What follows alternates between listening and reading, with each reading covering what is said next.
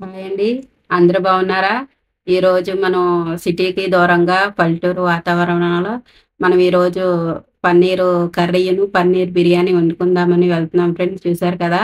ఇవన్నీ ఏంటంటే నిమ్మకాయ తోటలోను అరటికాయ చెట్లే ఉంటాయి ఫ్రెండ్స్. ఇక్కడికి డ్యామ్ చూసారు కదా! మేము వెళ్ళేసరికి ఇక్కడ చేపలు పడుతున్నారు. అయి కూడా చూడండి ఒకసారి. ఇదేంటంటే మొత్తం ఈ పల్లెటూరు ఏంటంటే మొక్కజొన్న పొత్తులు, నిమ్మకాయలు, అరటి చెట్లు మాత్రమే ఎక్కువ ఉంటాయి ఫ్రెండ్స్.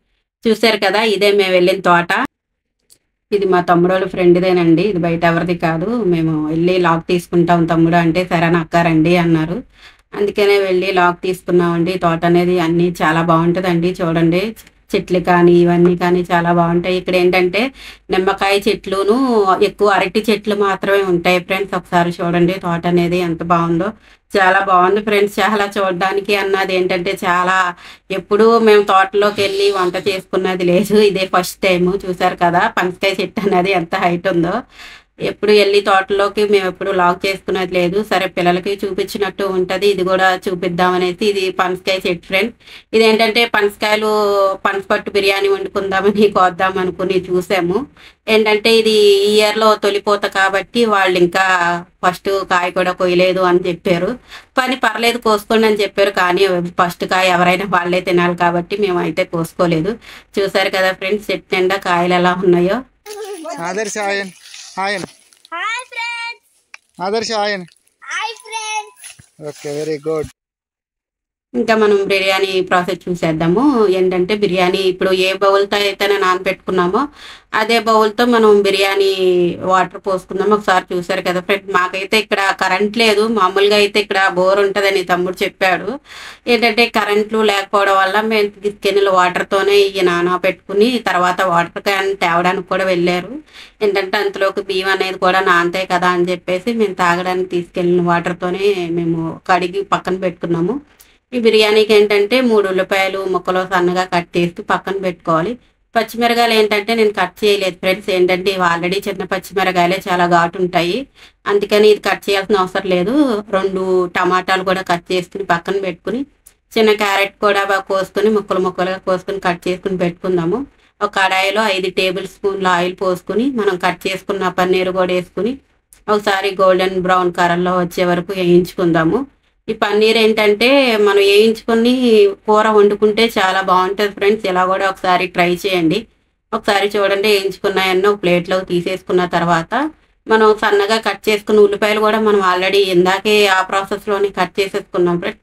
సన్నగా కట్ చేసుకున్న ఉల్లిపాయలు కూడా ఒక 4 ఉల్లిపాయలు వేయించేసుకుని గోల్డెన్ బ్రౌన్ కలర్లోకి వచ్చే వరకు వేయించుకోవాలి. ఇదేంటంటే కట్టెల పొయ్యి మీద పెడదామని చెప్పేసి మామూలుగా గ్యాస్ అనేది మనం అంత లాంగ్లో పట్టుకెళ్ళం కాబట్టి కట్టెల పొయ్యి మీదే పట్టుకెళ్ళి వండుదామని చెప్పేసి కట్టెల పొయ్యి మీదే వండుతున్నాం. ఇదేంటంటే ఎక్కడ అనేది ఒక్కసారి వండిన వంట మొదలుపెట్టిన తర్వాత ఎక్కడ అనేది ఆరటం కానీ, లేకపోతే ఎక్కువ పొగ అలా మొహం మీదకి రావడం కానీ అలా ఏం లేదు ఫ్రెండ్స్. స్టార్టింగ్లో మనం ఎప్పుడైతే వెలిగించామో లాస్ట్ వరకు కూడా పొయ్యి అనేది దేవుడి దయ వల్ల ఏం విసిగించలేదు. మనం ఇందులో ఒక 5 పచ్చిమిరకాయలు కూడా వేసుకుందాము. పచ్చిమిరకాయలు కూడా వేయించేసుకుని మనం ఇదేంటంటే గోల్డెన్ బ్రౌన్ కలర్లోకి వచ్చే వరకు వేయించుకుందాము. ఇందులో ఏంటంటే ఒక అర టీ స్పూను పసుపు కూడా వేయించుకుందాము. పసుపు కూడా ఇప్పుడే వేసేసుకుందాము. వేయించుకున్న తర్వాత గోల్డెన్ బ్రౌన్ కలర్లో వచ్చే వరకు వేయించుకున్న తర్వాత ఒక 2 టేబుల్ స్పూన్ల అల్లం వెల్లుల్లిపాయ పేస్ట్ కూడా వేయించుకుందాం ఫ్రెండ్స్ ఇందులోనే. ఇప్పుడు ఏంటంటే తోట వెనకాలే కరివేపాకు చెట్టు ఉంది. మేము ఏంటంటే మామూలుగా తీసుకెళ్ళలేదు. మాకు తోట వెనకాలే కరివేపాకు చెట్టు ఉంది కాబట్టి అక్కడ నుంచి 2 రెమ్మల కరివేపాకులు తెచ్చుకుని మనం కర్రీలో వేసుకున్నాము. ఏంటంటే 2 గరిటెల ఆయిల్ కూడా పోసుకుని 2 గరిటెల కారం కూడా వేసేసుకుని ఆయిల్ పైకి వచ్చే వరకు ఒకసారి మగ్గించుకుందాము. ఇంటి దగ్గర ఏంటంటే నేను కొబ్బరి ముక్కను, చిన్న గసగసాలు, 2 టమాటాలు కూడా వేయించుకుని మిక్సీ పట్టేసి నేను ఇంటి దగ్గర నుంచే తీసుకెళ్ళాను ఫ్రెండ్స్. ఏంటంటే అందులోనే 2 గ్లాసుల వాటర్ పోసుకుని అందులోనే పన్నీరు కూడా మనం ఇందాక వేయించుకున్నాం కదా ఫ్రెండ్స్. ఆ పన్నీర్ కూడా వేసి ఆయిల్ పైకి వచ్చే వరకు మగ్గించుకుందాము. చూసారు కదా వీడియోలో ఇలా ఈ విధంగా చూపించినట్టుగా ఆయిల్ పైకి వచ్చేటప్పుడు మగ్గించుకున్న తర్వాత ఒక రెమ్మ ఒక కొంచెం కొత్తిమీర కూడా వేసేసుకుంటే మనం వేడి పన్నీర్ కూర అనేది రెడీ అయిపోతుంది. చూసారు కదా ఫ్రెండ్స్. ఇప్పుడు మనం బిర్యానీ ప్రాసెస్లోకి వెళ్ళిపోదాము. బిర్యానీకి కడాయి పెట్టుకుని 2 టేబుల్ స్పూన్ల నెయ్యి పోసుకొని 3 గరిటెల ఆయిల్ కూడా పోసుకుందాం ఫ్రెండ్స్. ఒకసారి చూసారు కదా. ఈ హీట్ అయిన తర్వాత మనం బిర్యానీ మసాలా ఉంటుంది కదా ఫ్రెండ్స్, అవన్నీ వేయించుకున్న తర్వాత ఇవి కూడా కొంచెం మగ్గిన తర్వాత అందులోకి జీడిపప్పును కూడా ఒక 20 జీడిపప్పుల ముక్కలు కూడా వేసుకుని అవి కూడా గోల్డెన్ బ్రౌన్ కలర్లో వచ్చే వరకు వేయించుకుందాం ఫ్రెండ్. ఏంటంటే ఇది కట్టెల పొయ్యి కాబట్టి త్వరగా మాడిపోతాయి కాబట్టి కొంచెం కట్టెలు తీసేసి నిదానంగా వేపుకుంటే సరిపోతుంది. ఇందులో ఏంటంటే మనం ఇందాక ముందుగానే కట్ చేసుకుని పన్నీర్ పక్కన పెట్టుకున్నాం ఫ్రెండ్స్, అది కూడా వేయించేసుకుని లైట్ గోల్డెన్ బ్రౌన్ కలర్ వచ్చే వరకు ఒకసారి వేయించుకోండి.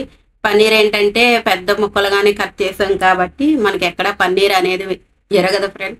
పన్నీరు కలిపేటప్పుడు ఇరిగిపోతుంది ఏమనుకోవద్దు, పన్నీర్ అయితే ఏం ఎరగదు. ఇందులో ఏంటంటే ఒక 1/2 టీ స్పూను పసుపు కూడా వేయించేసుకున్న తర్వాత మనం ఇందాక 4 ఉల్లిపాయలు కట్ చేసుకున్నాం కదా ఫ్రెండ్ బిర్యానీలోకి, అవి కూడా వేసుకుని 2 క్యారెట్లు 4 పచ్చిమిరకాయలు కూడా నేను పచ్చిమిరకాయలతోనే వేసేస్తున్నాను.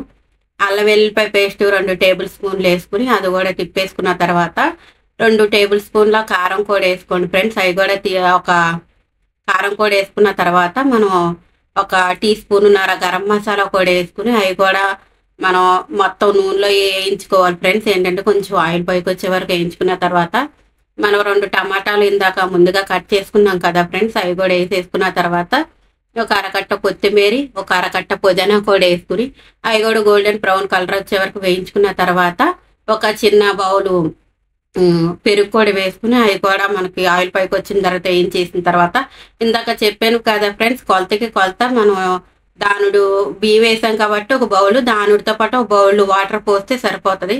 ఈ వాటర్ అనేది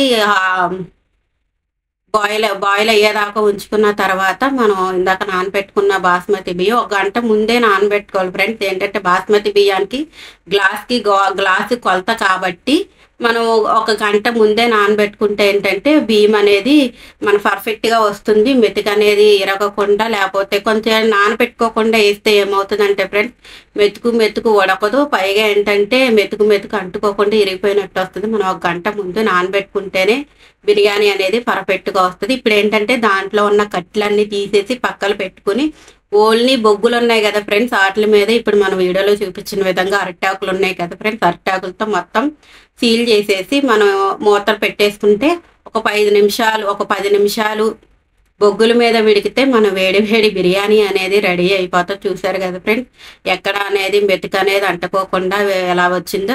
ఇప్పుడు ఏంటంటే పక్కన మనకు అరిటాకు ఉంది కాబట్టి అరిటాకు కోసుకోవడానికి వెళ్ళాం ఫ్రెండ్స్. చూసారు కదా అరిటాకు నాకంటే హైట్ ఉంది. చూసారు కదా మన బిర్యానీ, మన వేడి కర్రీ, కూర అన్ని రెడీ అయిపోయి తింటూ మా పిల్లలు ఏం చెప్తున్నారో ఒకసారి వినండి ఫ్రెండ్స్. హాయ్ ఫ్రెండ్స్, ఇప్పుడు బిర్యానీ చేస్తుంది పన్నీర్ కర్రీ ఎలా ఉందో. హాయ్ ఫ్రెండ్స్, పన్నీర్ కర్రీ చూసారు కదా ఫ్రెండ్స్ మా పిల్లలు ఏం చెప్పారో. చాలా మంది చూస్తున్నారు కానీ ఫ్రెండ్స్ లైక్ చేయట్లేదు. లైక్ చేయండి, షేర్ చేయండి, సబ్స్క్రైబ్ చేయండి. వీడియో అనేది చేయడానికి నేను చాలా కష్టపడుతున్నాను ఫ్రెండ్స్. మీ చిన్న సపోర్ట్ అనేది నాకు చాలా ఇంపార్టెంట్. లైక్ చేయండి, షేర్ చేయండి, సబ్స్క్రైబ్ అనేది కంపల్సరీ సబ్స్క్రైబ్ చేయండి ఫ్రెండ్స్. చూసారు కదా ఫ్రెండ్స్, మేము మా పిల్లల లాగా ఎలా ఉందో, మీకు ఎలా నచ్చిందో మాకు కామెంట్ చేసి చెప్పండి. ఈ వైట్ షర్ట్ ఉన్నది మా మేనల్లుడు అండి, చూసారు కదా. వాడుంటేనండి మామూలుగా అన్నది మనకి ఫ్రస్ట్రేషన్ ఏమన్నా సరే తగ్గిపోతాయి. ఒకసారి చూడండి, మనము పిల్లలతో పాటు అప్పుడప్పుడు బయటకు వెళ్తూ ఉంటే మనం ఎంజాయ్ చేసినట్టు ఉంటుంది, పిల్లల్ని కూడా సరదాగా బయటకు తీసుకెళ్ళినట్టు ఉంటుంది. యూట్యూబ్ వల్ల నేను చాలా నేర్చుకున్నాను ఫ్రెండ్స్.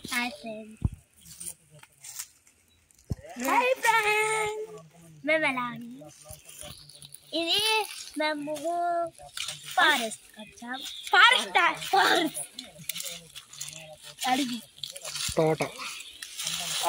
తోటకు వచ్చాము. మేము ఇక్కడ క్యాంపింగ్ చేస్తున్నాం.